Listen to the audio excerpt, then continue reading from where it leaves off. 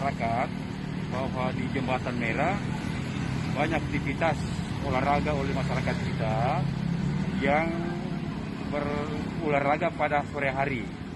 Maka untuk membuktikan itu, hari ini tim gugus tugas bersama dengan tim pengamanan COVID-19 Kota Jayapura langsung tinjau lokasi jembatan